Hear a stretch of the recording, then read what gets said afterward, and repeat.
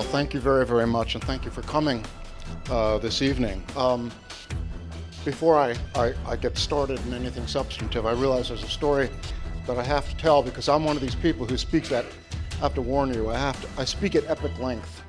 And even the sight of people keeling over and croaking won't stop me, okay? This is going to be a little bit like Fidel Castro's last addresses at the United Nations. There's a story that somebody told me once that it really is very applicable to me, and that is, I used to be an academic. For my first career was in academia for about 25 years, and a person is invited, a historian, a young budding historian is invited to give a paper at the flagship campus of the state university somewhere, and he's very excited about this. And he goes and he gives the paper, and so far as he can tell, he's done pretty well. And afterwards, as is usually the case in academia, there's stale Ritz crackers and horrible wine and really dreadful cheddar cheese that you get after the talk. And so he's finished speaking, and he's going up and heading for the goodies. And an older faculty member comes up and says to him, "You were boring." Okay, he shrugs it off. He continues towards the wine. And the man comes back again and says, "You talk too long." And he's feeling now a little less happy. And just at the point where he's almost about to get to the first, glass of plunk, the man comes back again and says, "Oh my God, I disagree with everything you said." Now, the dean, who had invited this person, has overheard part of this conversation, and he comes up to the speaker and he says, "Look, I don't want you to take this guy's comments seriously. I mean, this guy was dead wood 20 years ago. He's an imbecile. In fact, many of us think he's actually demented. And how do we know? Because all he ever does is repeat what everyone else says." Anyway, okay. Okay. All right. So now I can start. Well, anyway, good evening. It is a pleasure. It's a pleasure to address the Vacaville Tea Party, and I want to thank Colleen Britton for so much. I mean, we met online, and then we finally met in person, and she's absolutely a superb human being. I mean, she's just the kind of person you need, we all need. She has great leadership, incredibly intelligent, and I'm really tremendously impressed with her. And I go to a lot of Tea Party groups, and there are not a lot of Colleens, I can tell you that. And I'm grateful for all of you being here tonight. We are meeting at a desperate hour in American history. Our political system is in a perilous state, and we are approaching an explosive moment. But it's also a watershed moment, and danger always means opportunity. As the Duke of Wellington said of the Battle of Waterloo many years later, it was the nearest thing you ever saw in your whole life. And he said, and we probably wouldn't have won it if I hadn't been there. You got to think about that with the battles we fight. Maybe we can't win the battles right here in Vacaville or in California without your being here. This is our opportunity to seize. Now, there's not a whole lot of intellectual integrity with regard to the immigration debate, but I'm going to try to maintain my own by opening these remarks by putting my assumptions face up on the table, and I wish other people would do the same. As the great Dr. Samuel Johnson, I used to be an academic and I loved Samuel Johnson, he would say, "It would concentrate our minds wonderfully if I make my largest point first. The largest amnesty in our history, combined with a vast increase in low-skill immigration enacted by an outlaw president, is the paramount issue facing America. No other policy before us has equal opportunity to transform our country. None other has the capacity, literally, to unmake America. What we decide to do about this is the most significant political choice we will make in our lifetime. The American people have to recognize that the immigration policy that benefited their great-grandparents or their grandparents or their parents, and I'm a first-generation American, both of my parents were born in the old country, that policy will prove disastrous for our grandchildren. Sentimentality is not an excuse for critical thinking. The purpose of immigration policy is so mischaracterized by the mainstream media, by the White House, by the leadership of both parties, by immigration activists, the academic world, and religious leaders, that I'm going to be very explicit about something that ought to be self-evident, and that is, like all social policy, our judgment of immigration rests on one criterion alone, and that is whether or not it serves the national interest at a given historical moment. That interest is the greatest good for the greatest number of American citizens and legal residents. How it impacts or benefits legal immigrants is a secondary consideration. How it affects illegal immigrants is an irrelevancy. I couldn't care less. It is outside the realm of our moral and legal obligation. Civic loyalty does not encompass foreigners that break our laws, exploit our kindness, and scam our system. In the terms that Aristotle employed in one of the great seminal works on public morality in our tradition, the Ethics, immigration would be characterized as an instrumentality, an activity. It is not an end in itself. Principles like religious liberty, equal protection before the law, freedom of speech, those things are ends in themselves. They are absolutes, not immigration policy. That is value neutral. The true goal that we are seeking is a just, humane, prosperous, and orderly society. And immigration can impede us or benefit us depending on circumstances. So it's just an instrumentality. It all has to do with when and what, scale, and so on. Let me follow with a couple of axiomatic propositions. Number one, there is no God-given, natural, civil, or human right to immigrate to America. The only way to come into this country is in conformity with our laws. Second, immigration by the uneducated and low-skilled is incompatible with the needs of a post-industrial, modern, knowledge-based society with a huge welfare system in which upward social mobility and economic mobility are entirely dependent on education. But it is also inimical to the economic prosperity and social stability of that society. In other words, this kind of immigration not only doesn't fit, but it endangers us. What's at stake in this debate? Our most basic values, allegiances, and interests. The very political culture hangs in the balance. And we watch the way that culture has been endangered in the last years of this administration.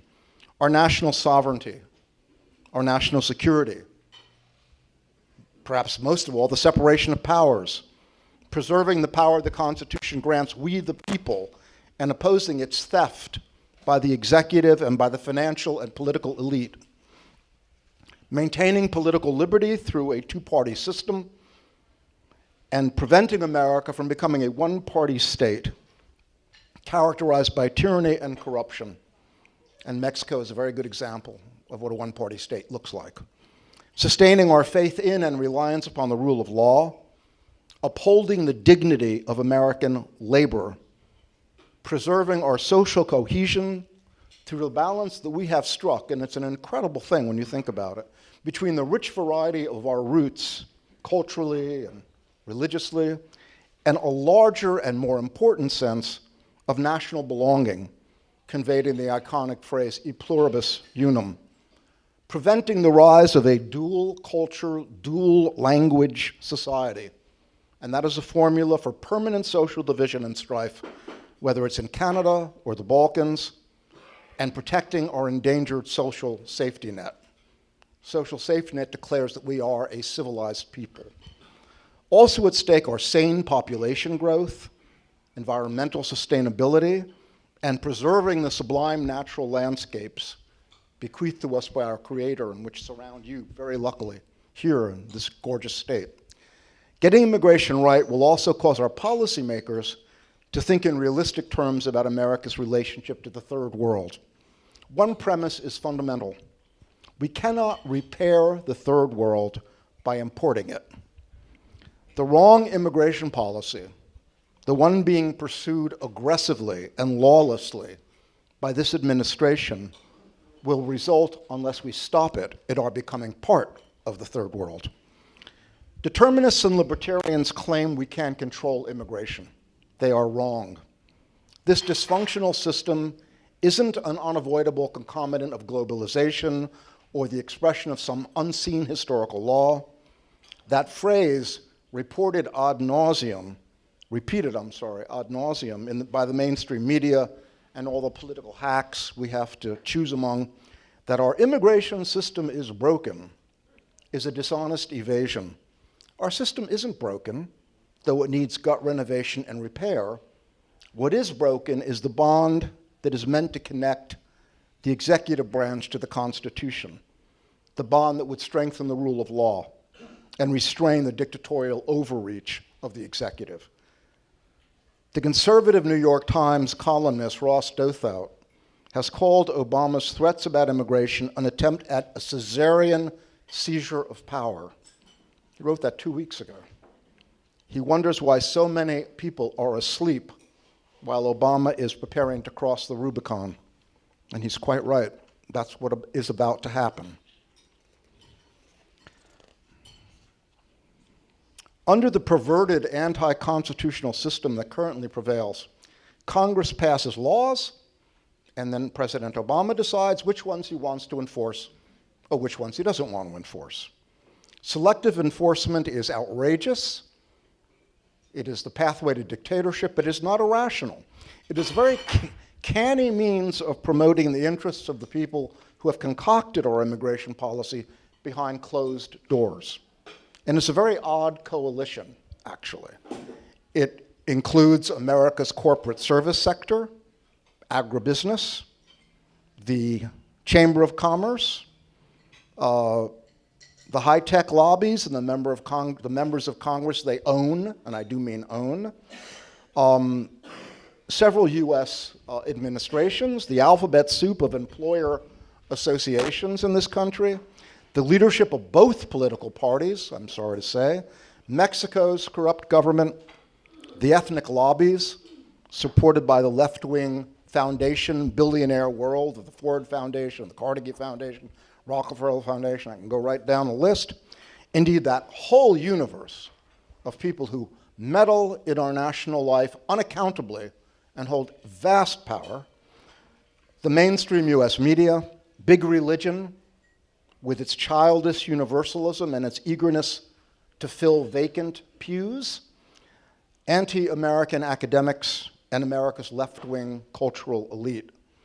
Prevailing immigration policy is about corporate and personal greed. It's about political power, identity politics, post-nationalist ideology, sectarian interest, and a project from the very top to dismantle our country. It has nothing to do with justice. I don't repeat the phrase social justice because when I hear that phrase, I reach for my revolver. It has nothing to do with justice unless you believe that it is ethical to rob Peter to pay Pablo. For half a century, since the passage of the Immigration Nationality Act of 1965, America and all Americans except the wealthy have endured a socioeconomic battering by illegal immigration and massive low-skill immigration. These blows have been so unceasing that many of our fellow citizens have become numbed to them or inured to them. And one result has been to enfeeble many of them politically. Not like you. I mean, you're here because you're Tea Party people. You haven't lost the will and resolution to fight. But unfortunately, most of our fellow Americans have. It's the expression of a conscious political policy put in motion by special interests, and these are people we can beat. We know that because we beat them once before in a very uneven battle, and that was back in 2007, when we had nothing more than grassroots activists, talk radio, and 3 tiny think tanks in Washington on our side.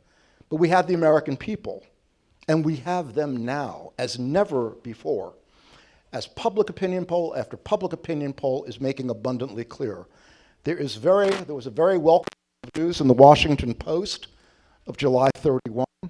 It headlined a poll by APGFK showing immigration had become Obama's nightmare and his Achilles heel. Fully 68% of Americans disagree strongly with his quote-unquote immigration reform. Only 31% approve. And that is 8% above his disapproval rate on any other policy. And his disapproval rate on all policy is, if I were in his shoes, terrifying. Among those people who are most passionate about the issue, 57% disapprove of his policies, and only 18% approve. Finally, a poll by Reuters Ipsos shows that the tide on this issue has absolutely turned. Fully 70% of Americans in that poll say that immigration threatens the American way of life. That's an extraordinary statement. That is to say, traditional US beliefs and customs. And it also points out that immigration imposes, of course, a gigantic burden on the economy. That attitude is held by 86% of Republicans, so I suggest the rhinos had better run for cover or look out. The border surge and Obama's threats about his impending grand amnesty have finally awakened the sleeping giant of American opinion. I knew this was going to happen. I was praying it was going to happen. There is palpable panic among the Democrats, and not just those in red states who managed to get in as a result of Obama. Asked about an amnesty, a spokesman for my senator, one of my senators, Senator Chuck Schumer. You see, you think you have it so bad because you're in California. I've got Chuck Schumer and Kirsten Gillibrand, and my congressman is Charles Rangel, for God's sake. So don't feel so damn sorry for yourselves. Anyway, when asked about an amnesty, a spokesman for Senator Chucky Schumer declined to make a comment on Friday. Asked if he believes that President Obama should still act in October, Schumer said he had nothing really to add to that. A spokesman for one of our other favorites, Dick Durbin of Illinois, said the timing on executive action was really up to the president, and Majority Leader Harry Reid had no comment. Harry Reid? No comment? It's understandable to worry about what's going on, and it's understandable to be correspondingly vigilant. And I'm going to get into the whole issue of vigilance towards the end of these comments. But defeatism is not only premature, it is unwarranted. Some things may look bleak right now, but I'm convinced that much of that is a media-produced chimera. The current surge and the larger issues that it illuminates have people moving in huge numbers our way. The Democrats' obsession with the entirely fictive idea that the Republicans would be so stupid as to impeach this president, who, yes, richly deserves it, but it would be a tremendous political error, is a clear sign that they're panicking. They are looking to change the subject in any way they can. The Democrats have had even more trouble than the GOP in dealing with the surge. I mean, at least the GOP passed a bill before they went into recess just recently. The Democrats couldn't pass one. I mean, what does that tell you? Not to mention the fact that none of them will be photographed with this president.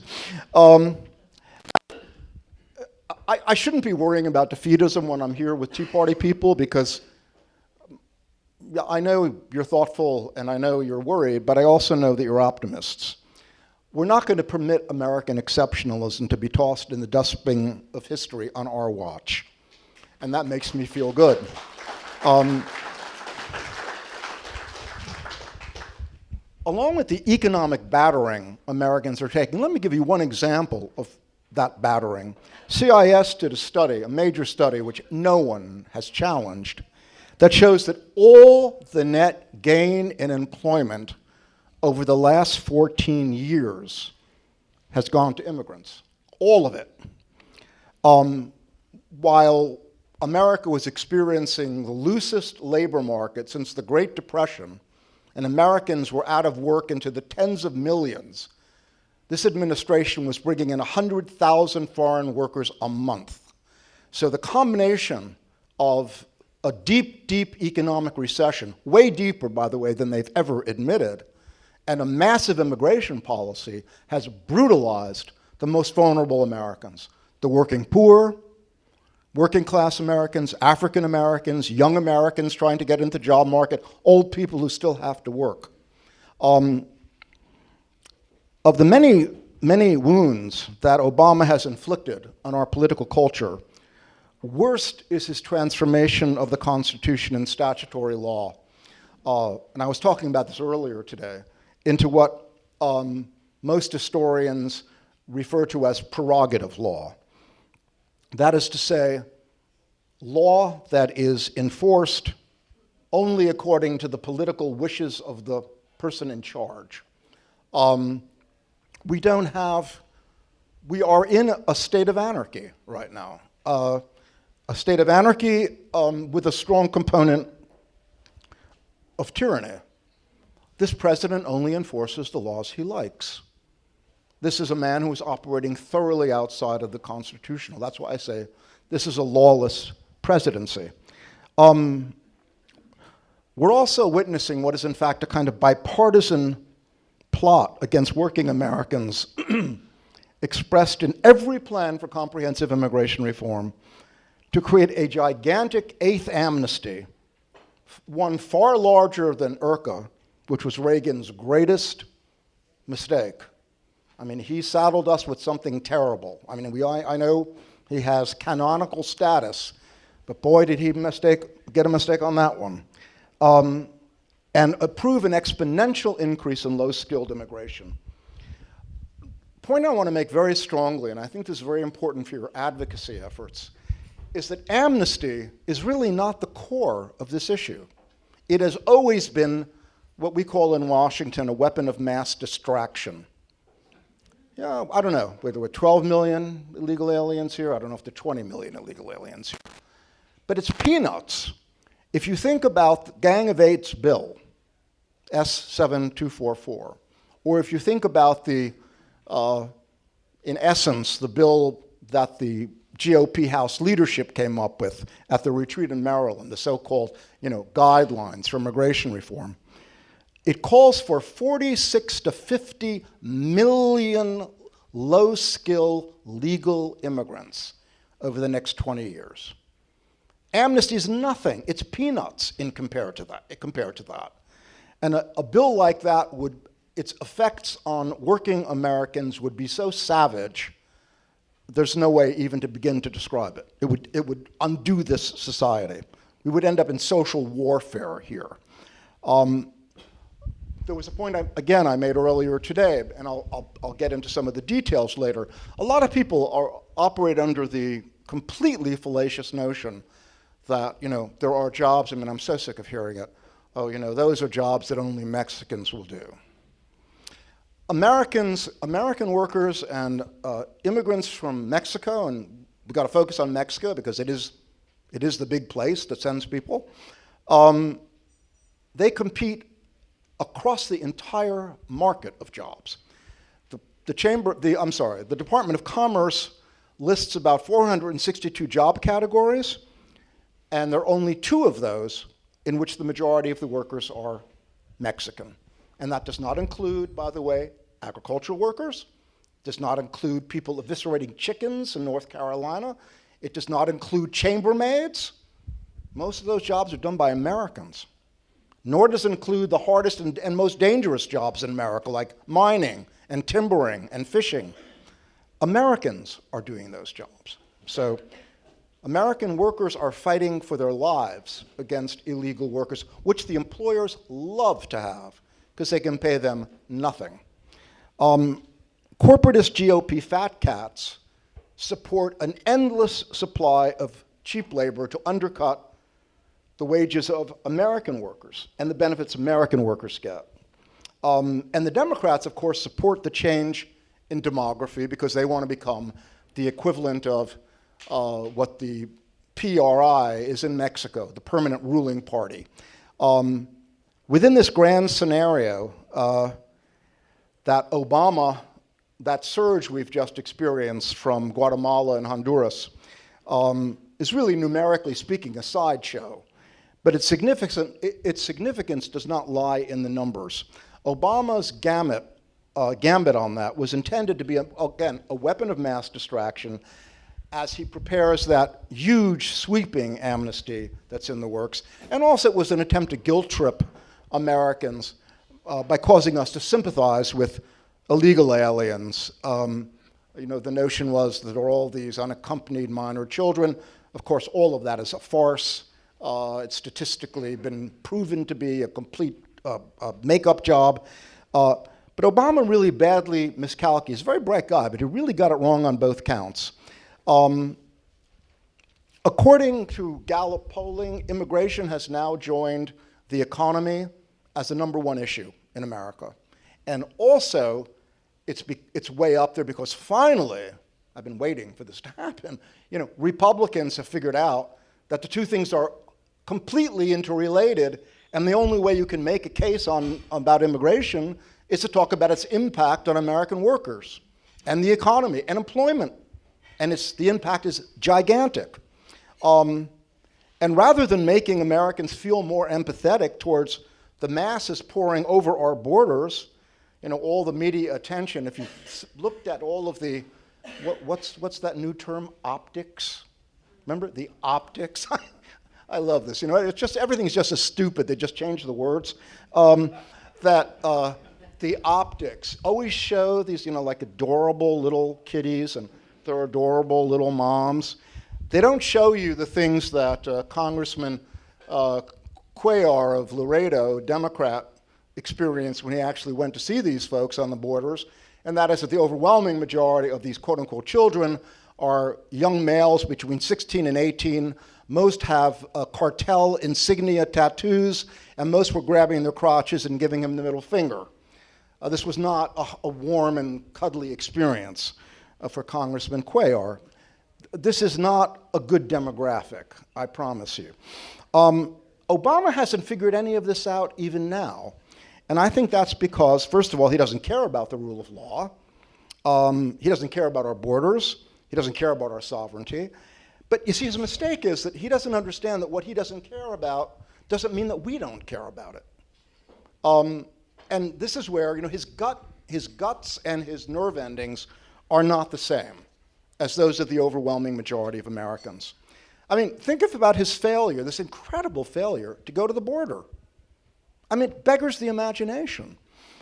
You know, we all remember poor George W. Bush, you know, who didn't put his shoes on the ground to view the wreckage wrought by Katrina, and he paid an unending price for that. But George Bush did not cause Katrina. Obama caused this surge. It was planned and from the beginning by Obama. The money was set aside for Catholic charities and for the Protestant Welfare Board and for Lutheran World Service and for Hebrew Immigrant Aid Society to set up receiving institutions for them months ago, back in January. This was a political act run from top to bottom by the administration, yes, with the help of the Mexican drug cartels. We're in great company. So Obama orchestrated this disaster, and he won't even apologize for it. He won't even look at it. And now what he's done is he's determined to double down on his bet. You know, he's warned us that he's going to take this regime of lawlessness, comprised, as I said, equal parts anarchy, equal parts tyranny, and take it to new heights. And we're going to be facing, pretty shortly, a constitutional crisis about the danger to the rule of law and the integrity of our very political system. This president has been looking to weaken and weaken the separation of powers, and now he is determined to completely eviscerate it. Since the House of Representatives, to give them great credit, I give the GOP in the House great credit, not so much in the Senate, but in the House, great credit. They refused to pass the Gang of Eights immigration legislation, an atrocious bill. And if I went into the particulars, I would have you laughing about how ridiculous it is, except that it's too serious, even though it's also incredibly risible. So the president says, because you didn't pass, S744 and destroy the country, you've abdicated your responsibility to make law. Well, it seemed to me that what the House did was very sensible. They said, this is a terrible law, and we're not going to conference with the Senate and get hoodwinked and have this become the rule of the land. Then the president took a breathtaking leap, one that landed him totally outside the constitutional framework of American life and law and precedent, by making the claim that he is now free to take on the role himself with his phone and his pen. He left out his teleprompter. And what he was talking about, quite frankly, is a coup against we the people. That's what this president is talking about.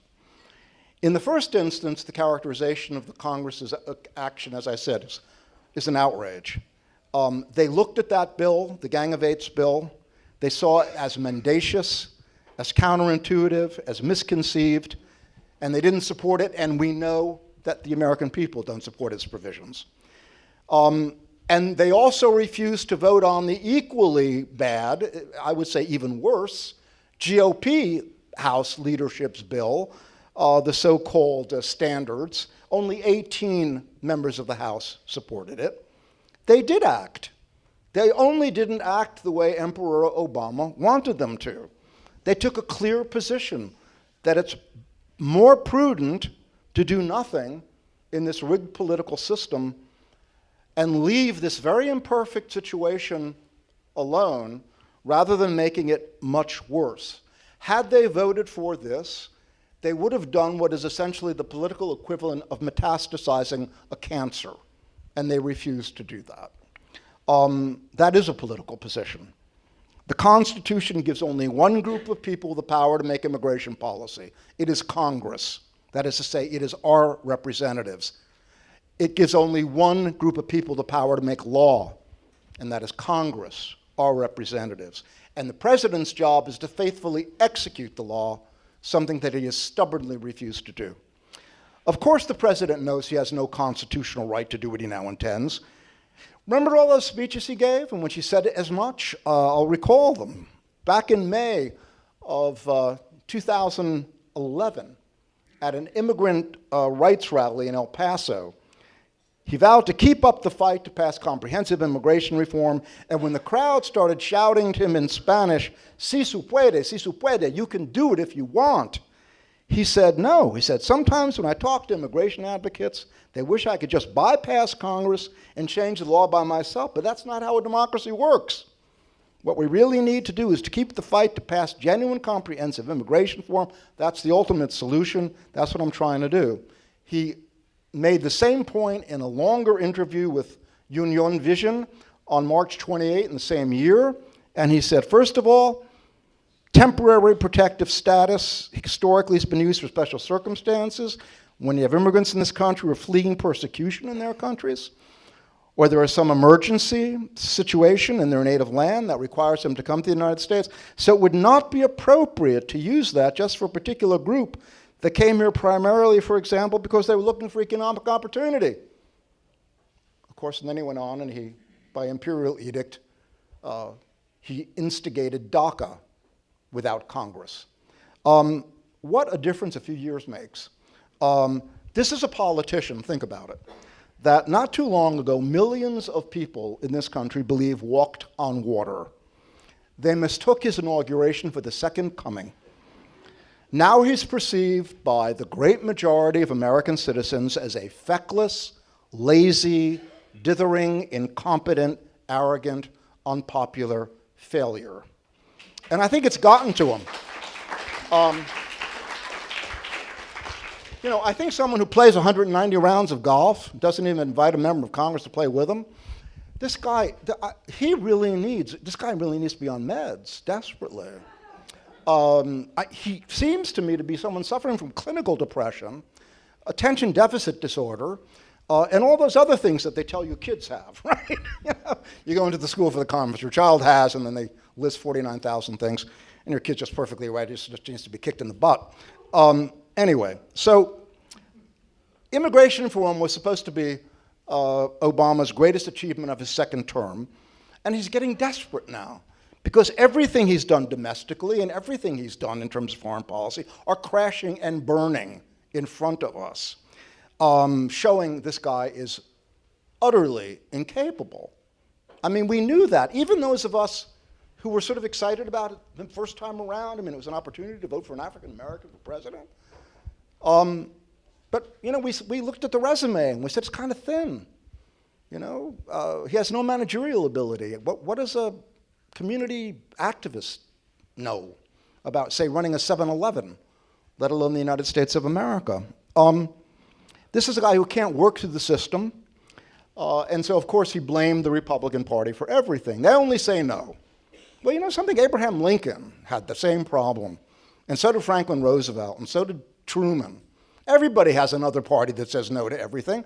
And if they know what they're doing, they find a way to work with them. Think about President Clinton and Newt Gingrich. Okay, ideological opposites. But they both knew how to make sausage. And Clinton ended up being a pretty good president, and Gingrich ended up being a pretty competent leader of Congress, and it worked out okay. But then, of course, we didn't have Clinton, for all of his personal foibles, didn't think he was the incarnation of God. And so he and Newt ended up being a reasonably good pair. Now I can't imagine that Obama would even bother making a rhetorical genuflection in favor of what democracy requires. Now, look, none of us know what he has in mind, what the scope of what he's got in mind. But you know, he loves that word audacity. So my guess is it's going to be pretty audacious. When he instituted DACA, you know, delayed action on child arrivals by imperial edict back in June of 2012, he basically gave temporary sanctuary to, depending who you believe, between 500,000 and 750,000 people. I'm sorry, children. These children go up to age 30. I stopped being a child when I was 20, I think. I hope I did. That was a breathtaking violation of the Constitution's requirement that laws only made by Congress. He also grossly violated the powers of presidential parole. And it was also explained that this was an example of the presidential power to parole. Parole is something that presidents do, in fact, have the power to do, but it's usually it's done for named individuals whom the president determines to parole for a given offense. What Obama did, and this was why it was not a matter of discretion, but why he broke the law, is that he took an entire category of people who have no legal standing, and he gave them legal standing by imperial diktat. And now, of course, they're talking about a much bigger amnesty. Representative, I'm sure your favorite, certainly mine, Luis Gutierrez from Chicago, an extreme open borders advocate, told the National Council of La Raza, I can't help myself, parens. Can you imagine if there was an organization that was white that called itself the National Organization of the Race? Oh, God, you know. He told them that Obama said he would expand that amnesty by a factor of 10. Now, I don't know whether Gutierrez is wolf talking or not, but Obama's going to do something big. I think there's no question about that. You know, one of the wisest and most prescient people we've got on our side, and people who listened to me this morning when we were talking about stuff, you know, I'm going to bore you again, and that is the one person in Congress I would clone 1,000 times over, and that's Jeff Sessions from Alabama, has asserted that a tenfold increase in amnesty by Obama, quote, threatens the constitutional foundations of this republic. It would not only nullify the Immigration and Nationality Act of 1965, which is the basic rule of immigration law that has governed what has gone on here. By the way, it was, I've written about how massively ill-conceived it was, but leave that aside, it is the law. It would also mean the executive nullification of our borders. We would cease to have borders, creating an open border society which Congress and the people have explicitly rejected when it's been put before them. Senator Sessions and another stalwart defender of constitutional order, and that's Senator Cruz, are demanding that any new legislation bar the executive from making unilateral amnesties. That's an extremely important point. Now, Obama is the principal villain. There's no question here, but let's not let Congress off the hook. There is more than one devil in this cathedral, and with a couple of exceptions, Congress has accepted this supinely. There's been virtually not a peep of protest. And the reason for that is, quite frankly, behind closed doors in their offices, they all support amnesty. And they all support the massive introduction of millions of cheap workers.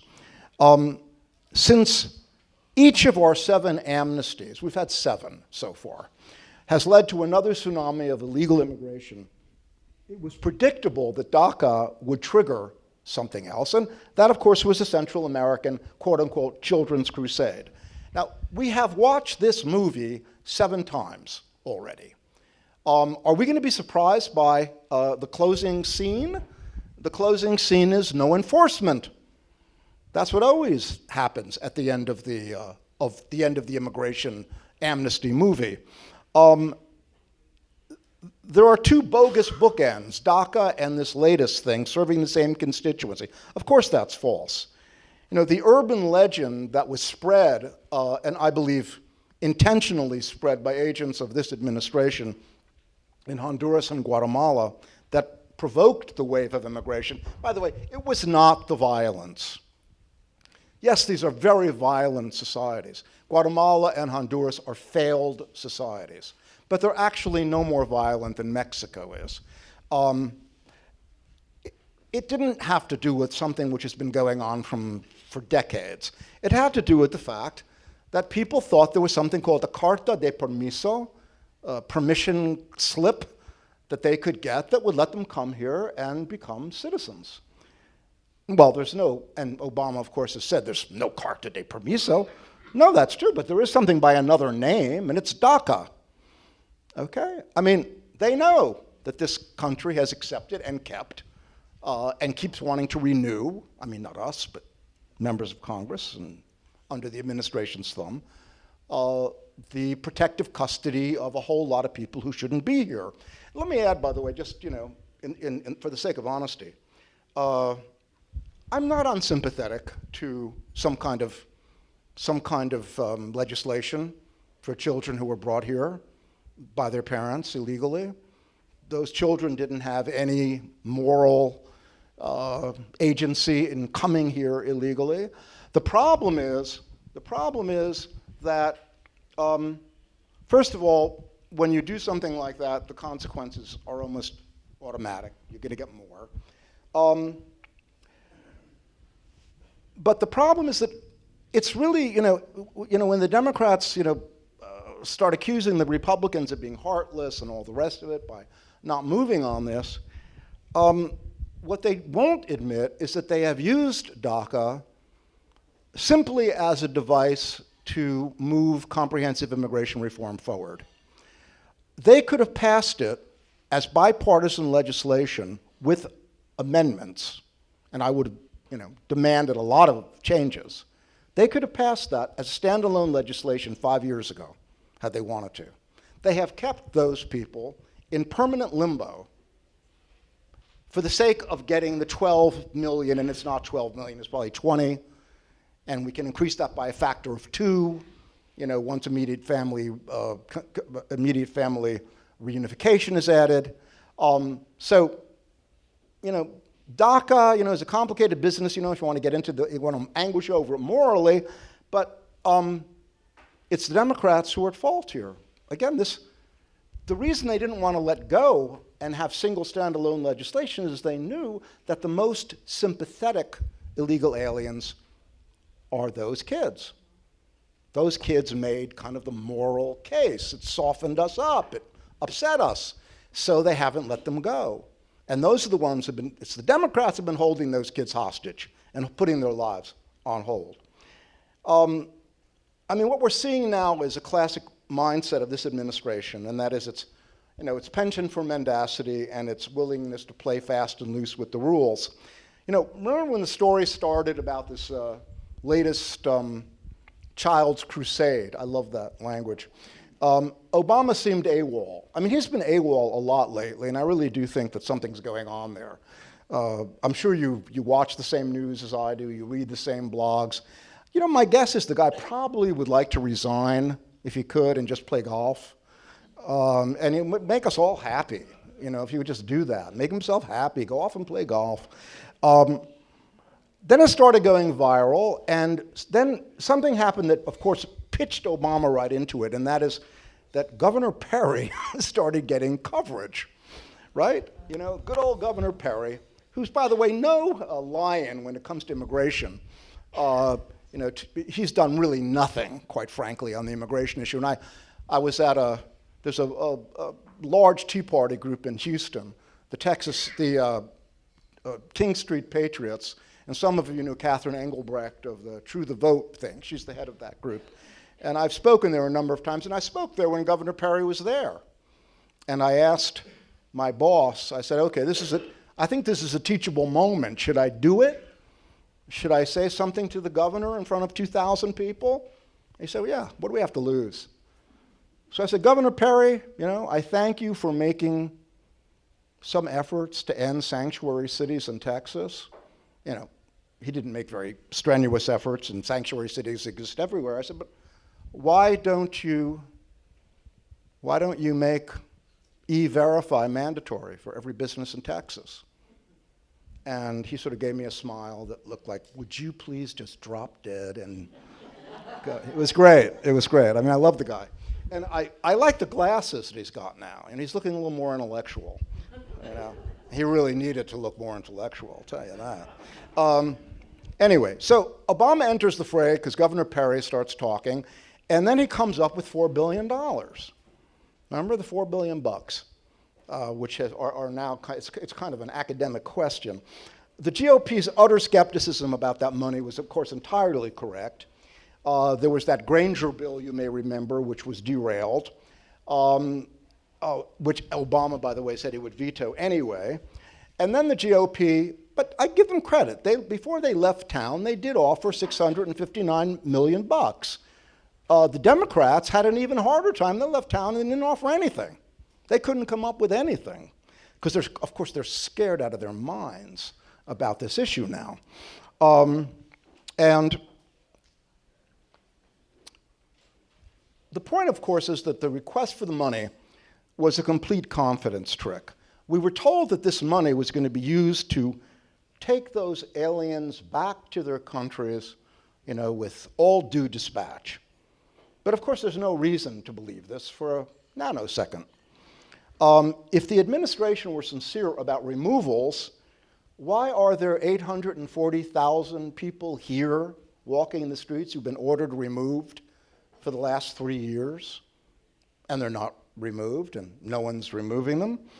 Not long ago, Obama determined that it was politically beneficial for him to stop all the immigration supervisory agencies like ICE and the Border Patrol and even USCIS, although it's under the worst management in its entire history. It's the old, it's the old NIS.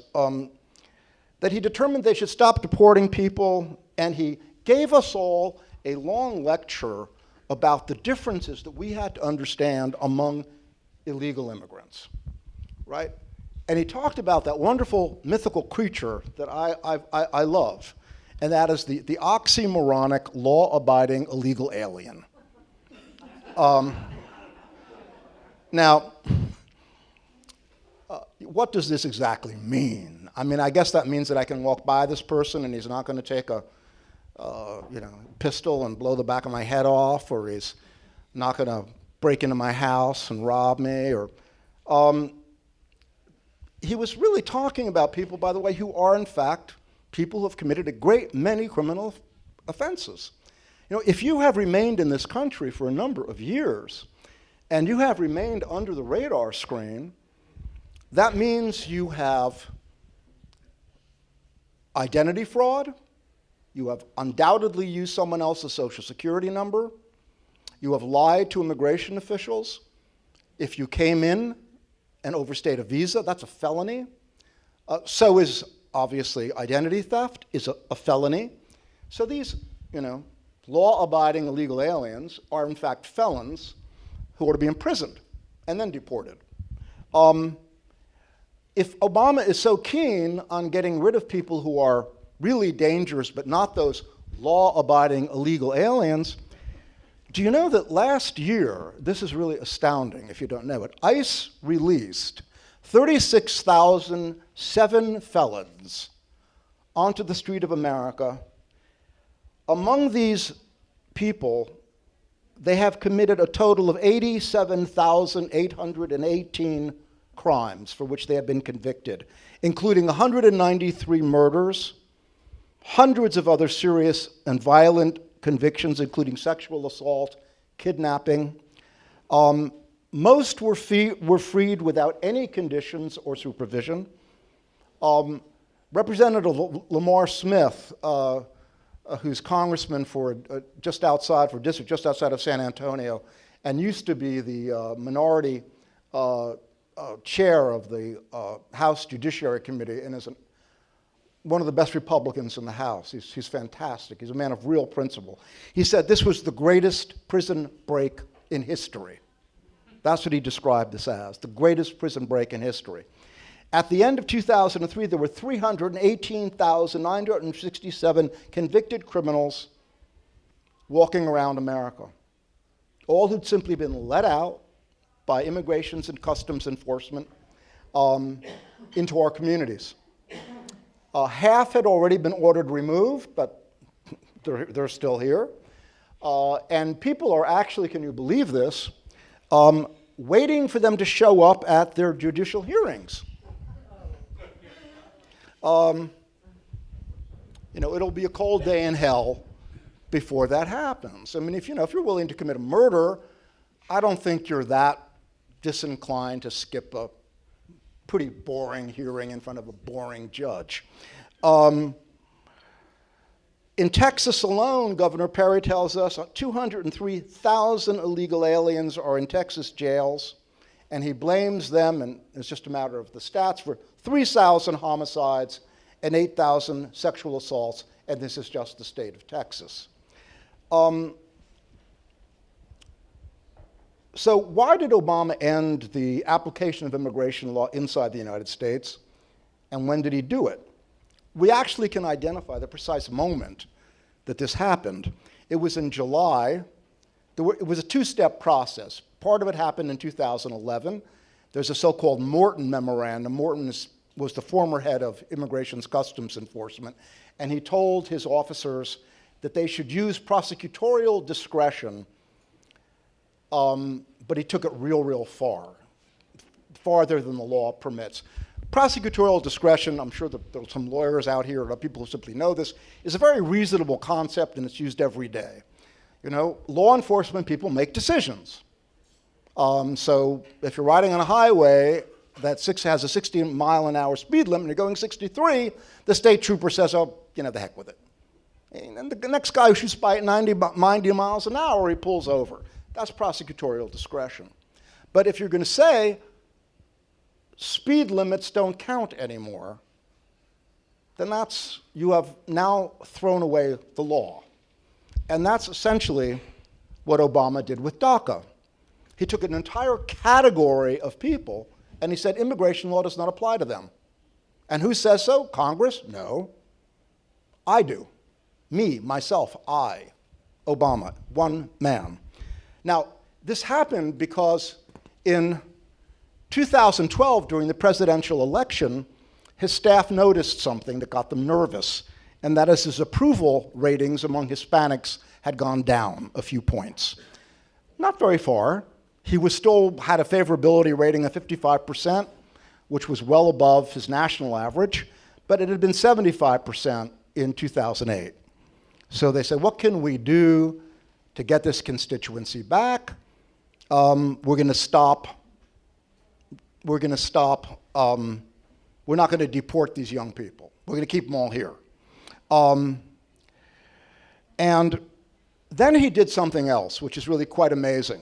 And I discussed this a little bit this morning, but I can go into it in a little more detail. I don't know how many of you are laboring under the misapprehension that this lie that Obama put out is actually true, that, Obama is the big deporter, right? He got into trouble with the Hispanic community because he's supposedly the porter-in-chief. That is a lie from beginning to end. And it's a big lie that the mainstream media repeats almost on a daily basis. As I said, I can't help myself. I have to read the New York Times and the Washington Post every day. And I don't think a day goes by when I don't see that statistic about his deportation numbers. Now, what happened was he phonied up all of those numbers, and then he hoisted himself on his own petard, because he did that so he could negotiate with Congress and look like he was kind of a tough guy. He was a tough sheriff. But then the Hispanics started really getting angry. What is this? We thought you were on our side. Why are you deporting us? Okay? And then people sat back kind of quietly. His administration now suddenly had a motive for a little bit of that very unusual thing under the Obama administration. That's a little bit of truth-telling. And then so did organizations like mine. And we actually looked at the numbers. And what did we find out? If you look at all the records, which we did from ICE, DHS, the Census Bureau, the Bureau of Labor Statistics, which, by the way, is an extremely good source for this information, deportations in 2011, the latest, well, it's actually 12 now, but it was one of the most recent years for which we have records. It always takes a long time for the government to get the full records. You usually have to wait a couple years before they're all in. The number for that year was 715,000 some hundred. That is the lowest number since 1973. Record deportation was by Bill Clinton, and that was in the year 2000. And it was 1,875,000. Deportations resulting from interior enforcement declined by 40% under the Obama administration. The numbers have gone down. He's not the deporter-in-chief. He has ended deportation. We don't have the rule of law on immigration inside the United States. What's going on inside the United States is as bad as what's going on the border. The year he cites as his big year of achievement was 2012. He said that's the year that broke all previous enforcement levels. But actually more, it's like 65 some odd percent, were actually people simply arrested at the border by the Border Patrol. Those are not deportations. Deportation is from someone inside the country. So they conflated the two figures. And even then, it didn't come up to what he wanted. But the basic story we have here is a consistent tale of disinformation. Same thing's true about, the Central American border jumpers and the so-called unaccompanied alien children. The Border Patrol tells us that only 22% of the people who have come in the recent surge are unaccompanied children. And by the way, they're not really unaccompanied. The fact is they're traveling here to join relatives living here illegally. And their parents or their aunts and uncles have paid the drug cartels in Mexico anywhere between $6,000 and $8,000 to get them here. The chair of the, Congressman McCall from Texas, chair of the Homeland Security Committee, said 80% of these so-called children are males between 16 and 18 years old, and that worries me. And it sure does worry if you've seen pictures of these guys, okay? there's hardly like a piece of skin that has a tattoo on it. And the tattoos are MS-13 tattoos, there's Sinaloa tattoos, there's Zeta tattoos. These guys are mostly mules and pistoleros for the Mexican drug cartels. These ain't cute kids. And when Congressman Cuellar, who's a Blue Dog Democrat from Laredo, went there, he said, I was expecting to see all of these nice little kiddies. He said, and I saw all these guys grabbing their crotches and giving me the middle finger. He said, I was a little unhappy about that. So, look, Obama's purpose is to settle these people all across America, and he's doing it very, very quickly. And he's sending them as far afield as the Virgin Islands and Hawaii. Of the $3.7 billion that was requested, $1.8 billion, that's 50% of the request, covers resettlement costs by the Department of Health and Human Services. And that is for entire family units. It is not for single children. In fact, ICE let the number out. 47% of these people are adults. And other funds are for acquisition, construction, repair, improvement, operation, and maintenance of real property and facilities. In other words, permanent housing for these folks. And that kind of language about repair and maintenance doesn't suggest to me that we're talking about a temporary situation. There's also a general provision. Most allocations like this, there's usually a 10% piece in there that's kind of a, the Z factor, that the government can spend that 10% any way it wants. In this allocation, it's 35%. It's, it's unheard of. The Department of Justice was given, and here's again, there's so much comedy in here. The Department of Justice was given was going to be allocated certain numbers of millions of dollars to hire justices, to have court proceedings, and the bill also would have put the federal government in the position of violating the law, because the Immigration and Naturalization Act of 1965 has a provision that specifically precludes the government from financing the legal defense of aliens in court. But this thing was going to be hiring lawyers. The US taxpayer was going to be hiring lawyers to defend illegal aliens from our own system, and we'd have these justices there. But no mind, don't worry, because only 2% of people ever come to these hearings. 2%. So, we're creating this, it's like something out of Dickens, there's like, the justices are sitting there, in their robes, and the lawyers are sitting there and looking at their watches, and nobody shows up. But you know what? You'd have to be an idiot to show up, because you just look at the way immigration's run in this country. You want to game this system. You could game this system with a 60 IQ. You don't have to be smart and clever. We're so stupid. Okay, that's the problem. We're stupid or we're evil. Now, of course, these people are never going to leave. Of course, nobody ever leaves this country. I was talking about guest worker programs earlier. I know Republicans are always real keen on guest worker programs. We've never had a guest worker program in America because guest workers go home. Now, yes, it's true the Bracero program did end, but that's only because Eisenhower sent the army there and kicked them out. And, with political correctness where it is in the society we now live in, we don't live in Eisenhower's America anymore, sadly. No one could send the army and uproot these poor, honest, hardworking, illegal, but law-abiding, wonderful people. Okay?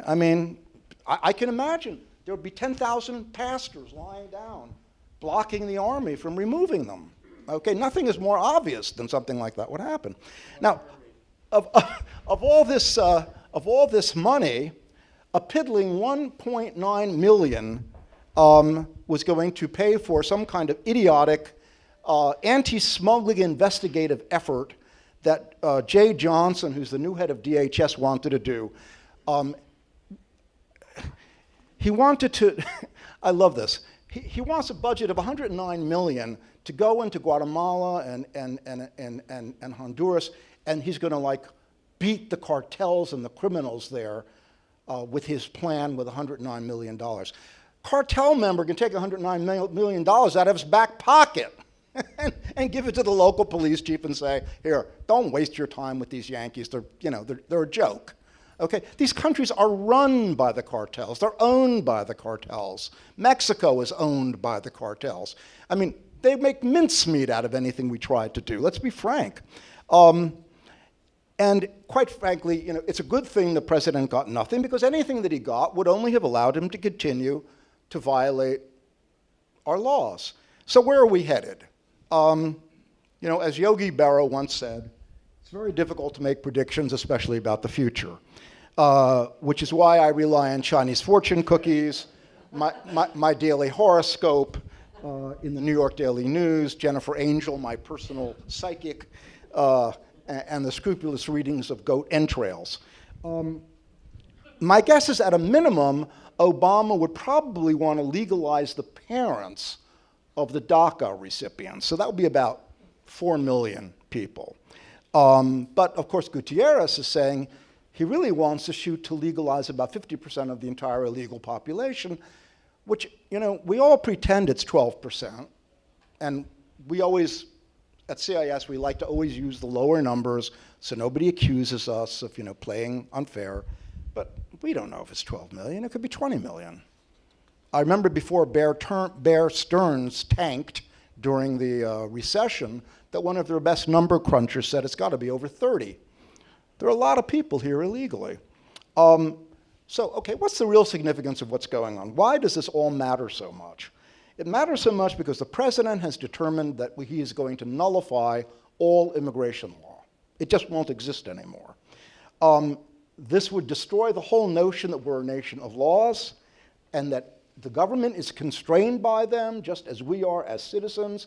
I mean, it's the most foundational proposition of our social compact here in this country. It would also represent the complete abandonment of American sovereignty. It would probably, it would constitute the most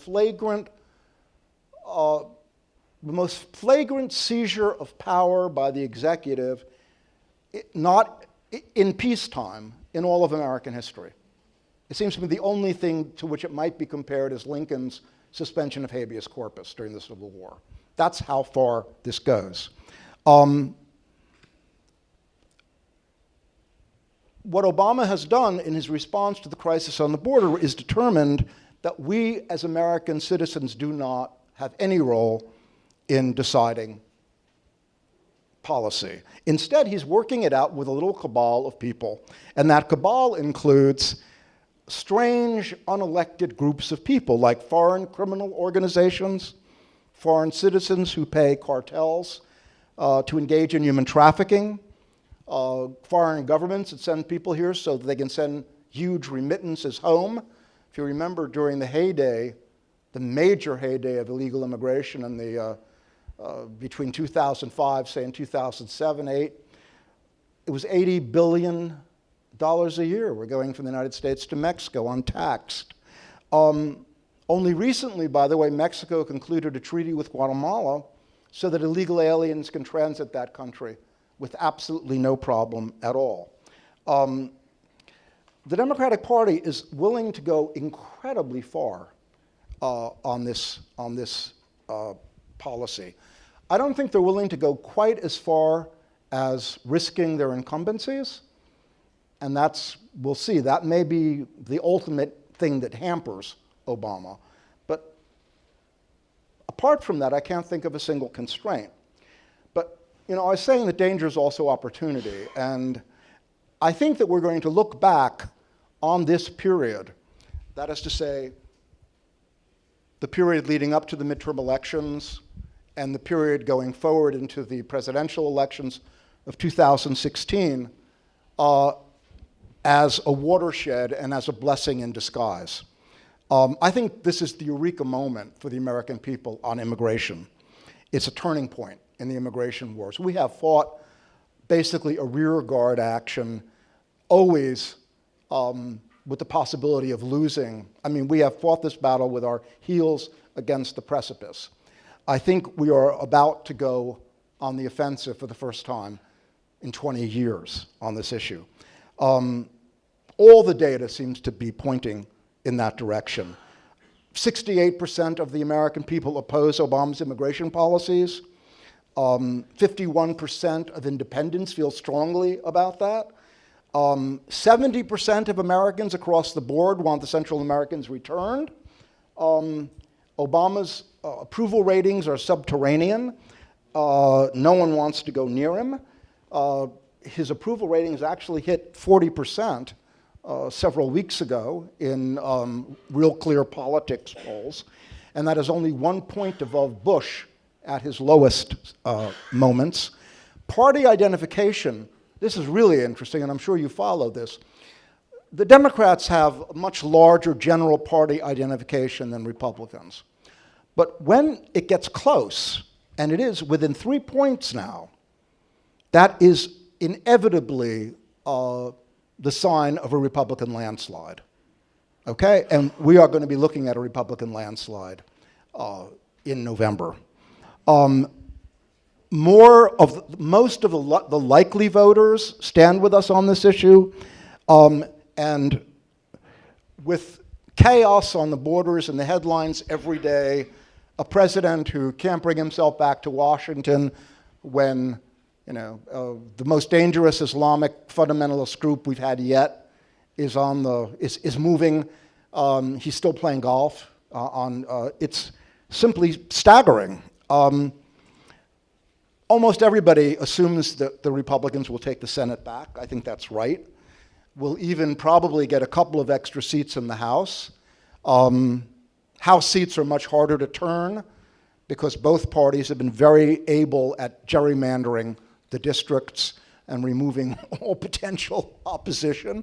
So almost no Republican, for example, even in this state, has very many Hispanics in his district. But if Obama comes out with this huge amnesty on the edge of the election, God knows where this could go. I mean, this could just go incredibly. And, as I said, I don't believe it's going to just stop with this election. We're going to be moving from this election forward into the presidential race. And I believe that if we play this right, and if we continue to underscore the connection between employment, the economy, and immigration, the great mistake has been to segregate immigration off as though it has nothing to do with the other two, whereas it's utterly and deeply implicated in the others. If that connection continues to be held, then it seems to me that gives real hope for something which I think nobody has, quite frankly, taken seriously, and that's the notion of a Republican winning the White House in 2016.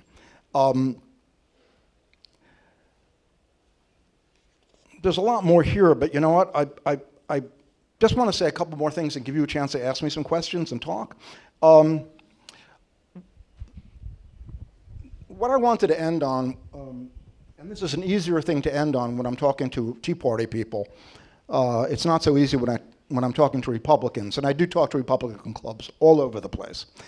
And that is, it's very important to recognize that the Democrats are beyond hope. They are beyond salvation. They have determined that their future is going to be to try to get as many Hispanics into this country as possible, to tip the balance and become the permanent ruling party. And by the way, they're not wrong about where Hispanics go. I'm not now talking about, but you probably know that some Republicans, some really stupid Republicans like Jeb Bush and George Bush, I mean, the Bush family, quite frankly, has, they're not playing with a full deck.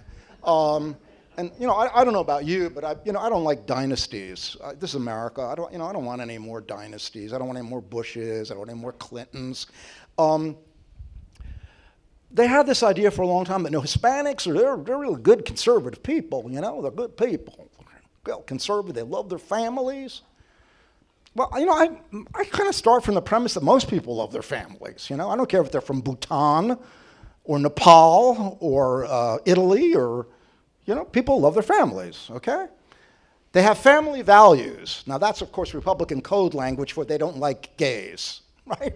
They have family values. They don't like gay people, okay? But you know something? Hispanics are not socially conservative. Hispanics, this is according to the Pew Hispanic Center, they support gay marriage at a higher rate than most Americans. In fact, the only social or sort of values war issue on which they are more conservative, and that's changing very quickly as a result of acculturation, is abortion. Only issue on which they're more conservative. When it comes to economic policy, they are the most left-wing constituency in the entire country. According to Pew, only 32% of Hispanics have a favorable attitude toward capitalism. That, by the way, is way lower than members of the Occupy Wall Street movement. So if you want, I'm sorry? Why do they want to come here then? Well, you have all this country. Because there's money here. Hey, it's why Willie Sutton robbed banks. That's why they come here. They don't like capitalism, but you stupid gringo, well, it's still nice to be here. And look, people in Mexico are very hardworking and they don't make very much money, and I'm not unsympathetic to them at all. I just care about my fellow Americans first, okay? So it's not, I have no anti-Hispanic animus, but that's why. But they're anti-capitalist. They come from a society which is very left-wing. I mean, at least, in its rhetoric and public pronouncements. It's the Institutional Revolutionary Party. There have been so many wars in Mexico and uprisings and so on that it's generally considered in the 20th century 1 million Mexicans have died in civil wars and so on in class warfare. There's been a very strong left-wing tradition in Mexico, also a very strong anti-clerical tradition. 3 countries in the world have in their constitutions opposition to the church: France, Mexico, and, well, Turkey used to have that. Those were the countries, those 3 countries. So you've got also 81% of Mexicans believe the problem with America is we don't have a big enough government dispensing enough in the way of social welfare. I don't think that makes them very suitable for Republican. I mean, you might as well, I think you're better off going to some encampment of Occupy Wall Street people, dumpster diving somewhere in a park and just kind of hanging out. I never understood that movement. I mean, can someone explain it to me? Like I don't know what they're trying to prove. They sort of sleep in a public space and they get really dirty and they hold up signs about occupying Wall Street. And it's bizarre. But anyway, you would do better trying to make them Republicans than you would with Hispanics. You're never going to make them Republicans.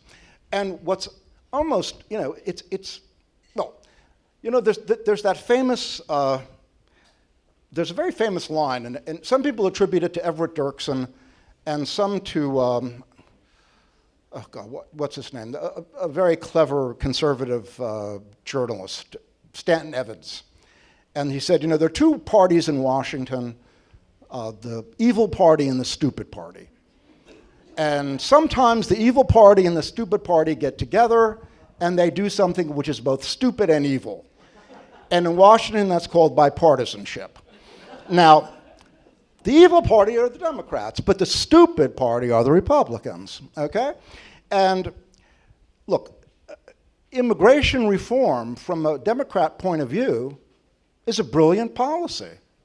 They're going to be bringing in scads and scads of people who are going to vote Democrat, okay? No question about it. And the Republican Party, in the meantime, and I have spent, by the way, I've talked in a lot of parts of the country, but I spent actually most of my time in Texas. Because what happens in Texas really, on this issue, really counts. And,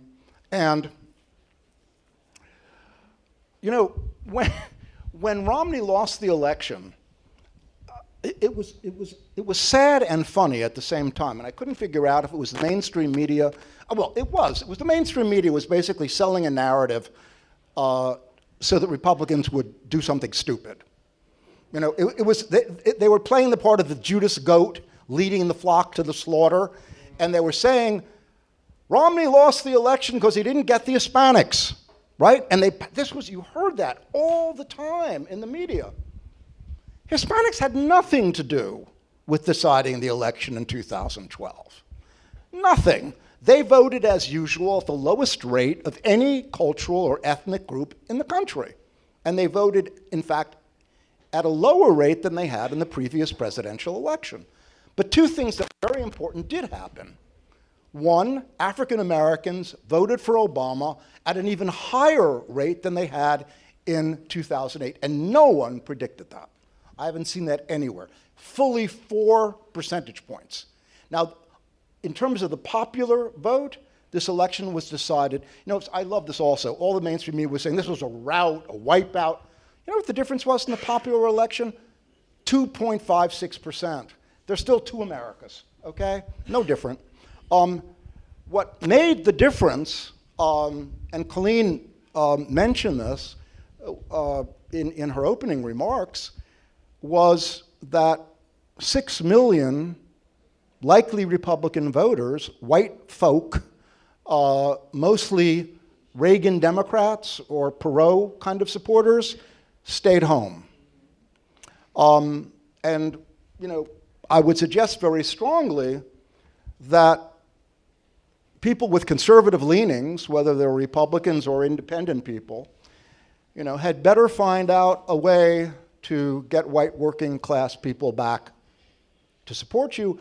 And by the way, at the same time, my strong suggestion is you look to get African American working people behind you, because they, along with young people, are getting more clobbered and are paying a higher price economically in job loss than any other groups in the country. African American young men between 19 and 40 and young people. They're getting and the working poor. Okay, they are getting hit like nobody else. So, final point. You've got to find a way to get working people to support you, you know, and that's getting rid of some of the stereotypes about Republicans and conservatives. And it's not an easy job, but you know, you have a chance with those people. You don't have a prayer with the Hispanics. The other thing is this, that as we go forward, yes, you've got to keep your eye on the Democrats. Never take your eye off the Democrats. But don't trust the Republicans. Let's remember, the last time we nearly lost America was under George Bush. He was the guy pushing for comprehensive immigration reform. The entire Senate Republican leadership was with him. It was only the House Republicans, as usual, were stalwart on our side, but not the Senate Republicans. 30% of the Senate Republicans supported S 744, 30%, and some of them the most powerful members on the Hill. And when in 2007 we almost lost America, something really fascinating happened. I talked about this, and I don't want to go through the whole tale, but the vote took place on June 28, 2007, and we finally stopped it. We killed it. But we had on Tuesday of that week, I mean, think about the time frame here. From Tuesday to Thursday, we had only 33 votes on our side to stop cloture. Harry Reid was pushing for cloture on the debate, to bring the thing to the floor, vote on it, pass it, and America's gone. America's gone because we've amnestied everybody, and the bill has a gigantic increase in legal immigration. But the American people really got riled up, and they got riled up by the only weapon we had, and that was talk radio. And talk radio and, you know, a few friends here and there helped us. Everybody else is on the other side. They had all of American organized religion. They had all the mainstream press. They had all the corporate service sector. They had the Chamber of Commerce. They had everybody. They had all the billionaire foundations, everybody. We had the American people who have good sense on this issue. And what happened was that 18 senators switched their votes in 2 days because of public pressure. And I remember at the height of the debate on the floor, Senator Sessions said, all communication to Capitol Hill has crashed under the phone calls, the faxes, the emails by the American people, and they're furious. So 6 Democrats and 12 Republicans changed their votes. Now, if those Republicans had stayed on that side, that would have been 58% of Republican senators supporting comprehensive immigration reform. And they only changed their votes. Well, we did a little research project. What did all the switchers have in common? They were all up for re-election. So much for principle. I mean, I'm not here to badmouth the Republican Party. Republicans are much better on this than the Democrats. The Democrats are hopeless. They're as I said, we can't do anything about them. But we're going to have to make a very strong push now, from now through 2016. Because after that, we have influence on those people when they're close to their elections. And all of our influence on them dries up as we move away, and it's particularly, of course, true in the Senate. We always have influence on members of the House. That's why they haven't done anything. That's why the Senate was willing to toy with these things. But, when you have a 6-year term and you've managed to get through, it's very easy to forget who put you there. And the Senate is a club. It's a gentleman's club. And all those guys have more in common with each other than they have with us. So, yeah, block the Democrats, but don't ever take your eyes off the Republicans. Anyway, thanks a lot.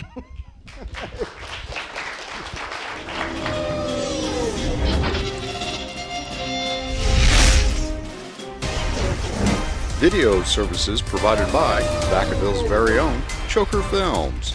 Video production, editing, and compositing services.